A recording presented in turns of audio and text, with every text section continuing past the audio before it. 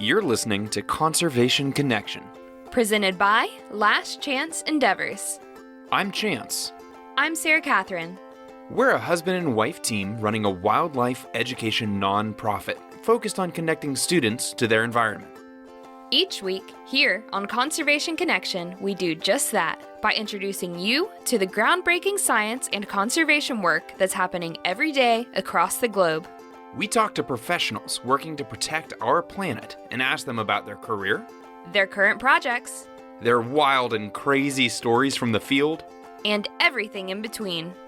This episode is a collaboration with the Sun Valley Forum in Sun Valley, Idaho, and was made possible through a generous donation by the Nancy P. and Richard K. Robbins Family Foundation. The Sun Valley Forum is an intergenerational meeting of forward-thinking professionals that come from a diverse range of disciplines. These experts are on the cutting edge of what's happening in the fight for our future, and they've all come together at the Sun Valley Forum to share ideas and collaborate on solutions for a greener tomorrow. Let's get to the show. Alrighty guys, welcome to another episode of Conservation Connection. We are incredibly excited today to be here with Rob Swan, who is a little bit of everything, a polar explorer, a climate change refugee. He does a lot of really cool work, and we just want to take a couple of minutes to learn a little bit about who you are and what you do. Thanks for coming on the show, Rob. Great to be here. So we just got to listen to your speech here at the Sun Valley Forum. That was a roller coaster of your experiences as a polar explorer. So for somebody who may not know the name, Rob Swan, can you tell me a little bit about what you do and why you do it? Well, this all began when I was 11 and had this dream, for some reason, no one's ever worked it out, to walk to both poles, north and south. And that was my dream as a kid. It wasn't to do any good with it. I kind of did it because it went down well with girls at parties. I honestly didn't think about the planet or the environment. I just wanted to make these journeys, and successfully against the odds.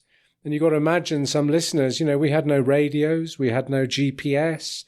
We were navigating to the middle of the Antarctic continent. We couldn't make mistakes, no backup, no machines.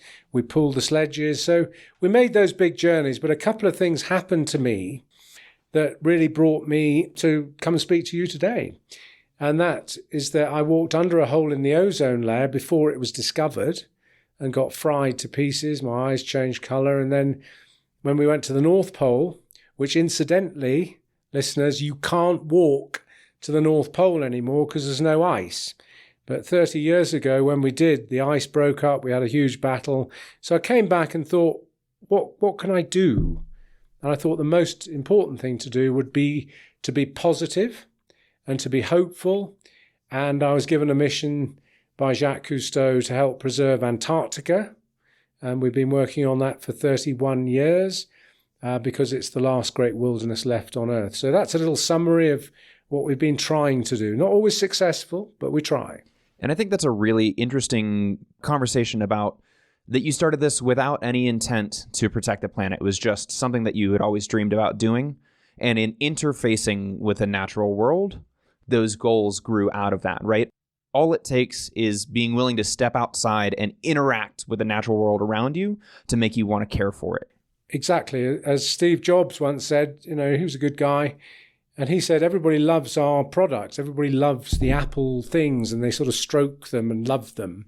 So all we've got to do for looking after our planet is to get people to love the planet. And you're so right. Get out there and love it.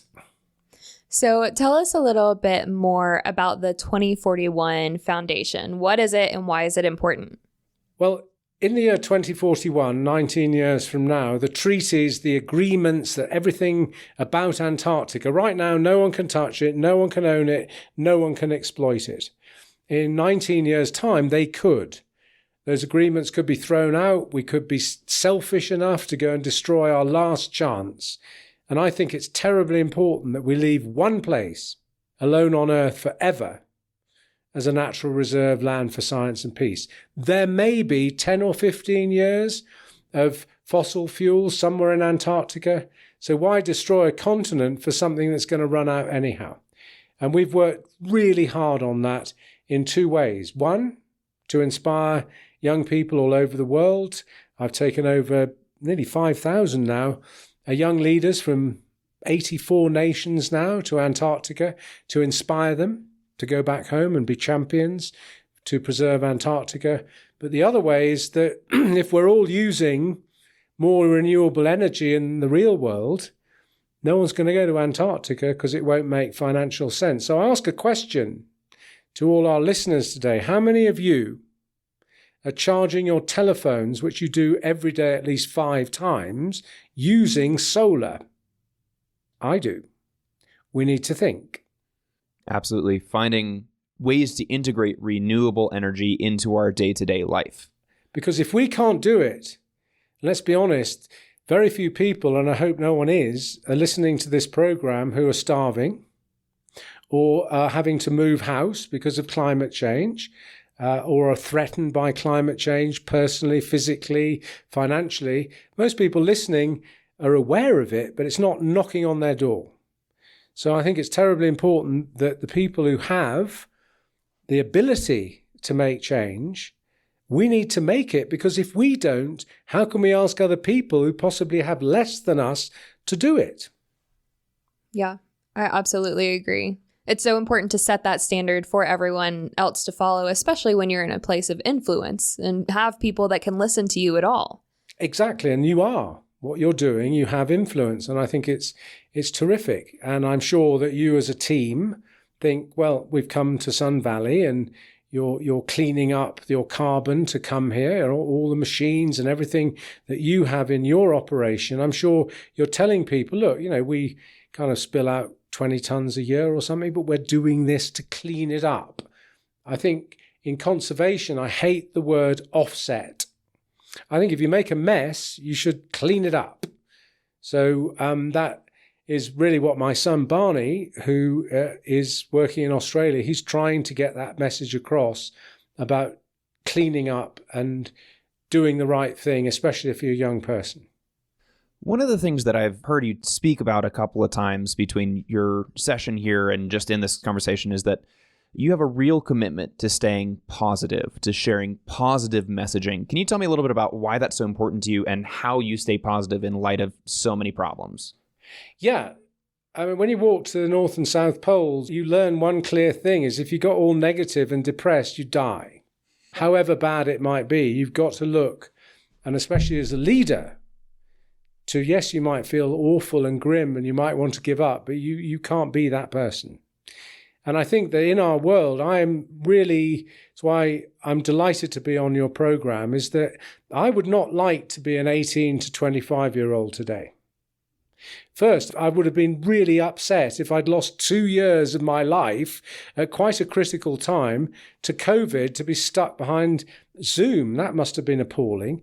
Also, with so many things coming in, present company accepted, I might say, so many influences coming in from every angle through all of social media, I'm surprised that people are actually even sane, never mind positive, because 90% of the information that young people receive today is pretty negative. So take all of those things together, and that our world seems to be behaving very strangely right now. Let's not go into details. I think it's terribly important that, I know you do it, but we need to keep pushing that idea that we can get out of this situation and that there are things that we can do. And maybe small things, but lots of small things together can make a difference. What we can't afford is young people just to give up. And I know a few who have, but just said, look, Rob, for God's sake, let's just party down, forget about all this. There's no point in doing anything. Where's the next drink? Let's get on with it. Party on. Who cares? We can't afford that. Yeah, it's an all hands on deck scenario. Correct. Yeah, I completely agree. And I like to ask that question to people. How do you stay positive? How do you keep hope? Because everybody has their own way of doing it, but it's so critical that we stay engaged with the problem. I'll tell you how I do it. And that's that I'm very good friends with NASA. I really respect them. And those people, those scientists will tell you straight up, there's no one out there for a really, really long way. So here we are on a tiny planet in the middle of a universe that goes on forever. There's bound to be something out there, but it's so far, no one's going to come and help us. So here we are on this tiny planet, basically killing ourselves. And I think to myself, I've got to be positive about that, because we are in a survival situation. And I've learned on expeditions, you can't be negative. So I've got to be positive. And I think that one's got to look at it that way, that if somebody came from another planet and looked at the way we perform on this one, they'd seriously wonder what drugs we are on. I mean, it's simply unexplainable, really. So we've got to cut through that, inspire people, and, conserve what we have.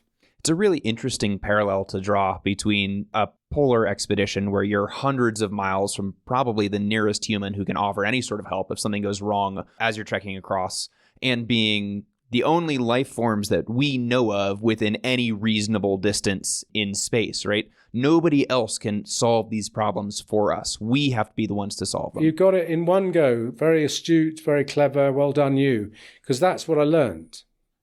Is that it's not hundreds of miles, by the way, it's thousands of miles. And when you've got no iPhone 13 to ring up mum, and you've got no communications, no GPS or nothing, and you're in the middle of an area twice the size of Australia, and you're on your own, you start to think about these things. So how do you survive out there? You're positive. You look after your resources, much as though it annoys me because I'm very ill-disciplined. If you don't look after your food and you eat every chocolate bar on night one, and you're not disciplined to look after your resources, you're going to die because you've got a finite resource with you. No one's going to come and help you. So I think I learned a lot about that. We've sailed the 7 seas on yachts and things, and again, the same thing. It's an amazing world we've got, and I'm privileged to have seen it. And I think that it's terribly important that young people, if you get the chance, go out and touch it. So before we get into how young people can kind of join you in your work and what they can do, I want to ask you, what does the future look like for you? What's your future plans for your work in the next year or two? Well, at the end of this year, 2022, December, I'm going back to finish a mission I've been trying to do. Don't laugh, everybody. But I've been trying to finish this mission of crossing the whole of the Antarctic landmass on foot, which is not something everybody does. But I've been knocked back a bit over the last few years from achieving it. And I have to say that I thought I could do it. It was only 600 nautical miles on foot. I've done all kinds of stuff, and I thought I could do it, but I failed twice. Through injury, through setbacks. I'd never failed at anything like that before. And I failed twice. And I'm now 97 clicks out from the South Pole to finish that job. And my son Barney and I are going to go back with some wounded veterans, women and men from all over the world, to finish that job. Because you know something, it's terribly important that we don't give up. And it would be easy for somebody like the first person in history to walk to both poles, Sir Robert Swan. No one would give a hell, actually, if I did it. They'd say, well, isn't it marvellous what he's done? I could easily say no after a couple of setbacks, but no. I think good leadership, whatever age you are, is that you should think carefully before you make a commitment in life. That could be to your friends, anybody. And once you commit, do it. Because otherwise no one's going to take you seriously. So we're going back to finish that job at the end of the year. In May next year, I'm planning to take a whole group of young people and business women and men up to the Arctic, which will be very exciting. You can see more evidence of climate change up there. And then we're going to start a voyage around the world, possibly in about 3 years' time, punching towards the year 2041. Podcasts, you maybe can help with some ideas. Sir, what are we doing in 3 years? Yeah. Podcasts, all the YouTube channel, going around the world, visiting young people. But the real battle for our survival on this planet is A, hope, and B, Asia. It doesn't matter what we do in America. If India, with 900 million people, do all the things, that's the poorer people there. They've got 1.4 billion in total. We have to work with nations not to do what we've already done. We can't say in the West, with all this stuff that surrounds us, you can't do what we've already done. It's down to us to say, hey, we're learning from our mistakes, in my view, not quite quick enough.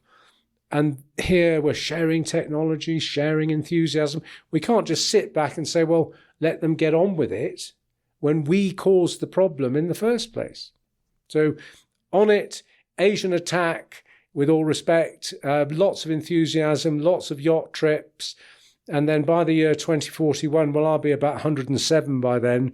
We'll then pull it together and make sure, and we'll do it, have a global campaign that says hands off Antarctica. So you mentioned in your talk earlier that we just got the opportunity to listen to that all of these people that you take on these trips with you to see Antarctica who go off to all of these different career paths, not necessarily like what you would consider like, oh, they're working for the environment, like, you know, they're scientists or whatever. Why to you are these other career positions, these like high up, these business positions, how do those relate back to what you're doing? Well, I think it's such a good point that I think I met the head of sustainability for Microsoft, really very nice chap. And he said, Rob, I get sick and tired of people writing to me saying, oh, we'd love to be part of the sustainability team for Microsoft. And he said, it's only small. And we're already full, and we've got 1 million people that'd like to join us. The best thing you can do is to take your passion for sustainability and get into marketing, into accounting, into sales, because all those things, you know, we're not going to stop using stuff. We should use stuff better, and we should use energy better. But I think it's important that we look at industry business and say to ourselves, look, that's where the most change can happen. And it's happening. And therefore, from a career point of view, I'm very, very happy if a young person who's passionate about sustainability joins Goldman Sachs or joins Apple or joins a huge corporation, because huge corporations often have more influence than governments. So I think it's important that people see their career path into industry and business, not just, I'd like to be doing sustainability, but how can I take my passion into the other parts of a major big corporation? If people are really passionate and they want to set up their own business, great, go for it. And I think the other thing is that people should realize that it's possible to make a change. I think a lot of people don't think they can. But out of the thousands of fantastic people who've come on our expeditions to the Antarctic, they've gone back and done extraordinary things on their own bat. You know, they've either joined a big corporation and now some of them are heads of marketing and, you know, making a real difference, slamming in there. But at the same time, some of them have set up their own businesses. So I think it's important people don't just say, I've got to have a career in sustainability. Sustainability is everything.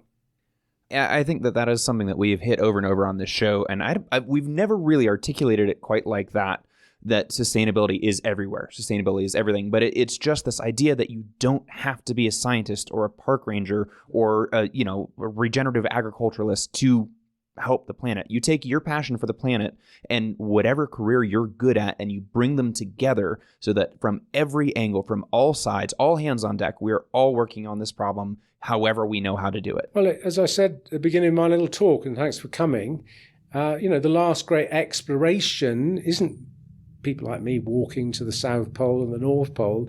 The last great exploration is for us to all survive on this planet. And the real heroines and heroes of that are people like you. They're people listening to us now who are going to dedicate their lives. Of course, they've got to pay the bills, pay the mortgage, do all those things that, are necessary in life. But if they do it with sustainability on the agenda high up, we can change the way we're operating on this planet. Because if we don't, we're going to have a problem. Absolutely. Now, if people want to find out more about you or how to join you on these expeditions, where should they go? Well, I think there's a couple of things. One is that for young people listening, My son Barney, who's walked to the South Pole on the first ever renewable energy expedition, done amazing things. He's replanting a rainforest in the middle of northern Queensland in Australia, where all these trees, 2,000 years old, were all cut down to grow bananas, but the bananas never grew. And he, on his own, is purchasing that land, huge battle, and he's replanting trees. So people should be aware of what he's doing because he's a young man. So if anybody's thinking, well, what could I do? Have a look at Barney's website, which is theclimateforce.org, theclimateforce.org. And if you happen to live in that area of the planet, go and see him and help. Go and plant some trees, get your hands dirty. He could do with some help. It's a bit of a battle out there, but he's a great example. So Climate Force, go and support Barney, see what he's up to. I'm extremely proud of him because he's very different than I am. And he has done this on his own without his father getting in the way. But now he's getting there. He's actually got on the phone a couple of times, said, Dad, what do you think about this? So, because it's not easy being my son, a complete bulldozer, you can imagine, right? So Barney's pulled it together. To be part of what we do, robertswan.com, sorry, it sounds a bit arrogant, but it's sort of, I don't know, it sort of seems to work. robertswan.com has information. We are going back to the Arctic in next May, so maybe people would like to apply to join. You can't come for free, you've got to raise money, but we can give people inspiration on how to do that. And I think overall put Antarctica on the radar, because maybe some of you don't even know about 2041. This is the first I had heard of it today. Okay, yeah. So if you don't know, we got our bloody work cut out, excuse the language. We got our work cut out to get it on the radar that in 19 years' time, when everybody's doing a fantastic job wherever they are, we need to get together and just say enough and leave one place alone. So we could do with your help, but to understand it, it's worth understanding it first. So check out various things about Antarctica and its future. So if you guys are listening and you'd like to learn more, scroll down to the show notes. I'm dropping those links right there so you can go straight from listening to clicking on those links and learning more about some of these amazing programs. Rob, thank you so much for taking the time to sit down with us. This was such a fun episode. Well, good luck and well done to everybody listening. Stay safe and don't do anything I wouldn't do. Thank you. Thanks for listening to this episode of Conservation Connection. If you enjoyed our podcast, go ahead and subscribe to make sure you catch every episode that we post. We'd love to hear from you. So if you want to reach out, go to our website, lastchanceendeavors.com/contact and shoot us an email. We love questions from our listeners, so if you heard something that you want to know more about, be sure to let us know. If you've got a minute to spare, leaving a 5-star review on Apple Podcasts will help other conservation-minded people find the show. We'd really appreciate it. A big thanks to the people working to protect our planet, and a big thanks to you for listening. Don't forget to tune in next week.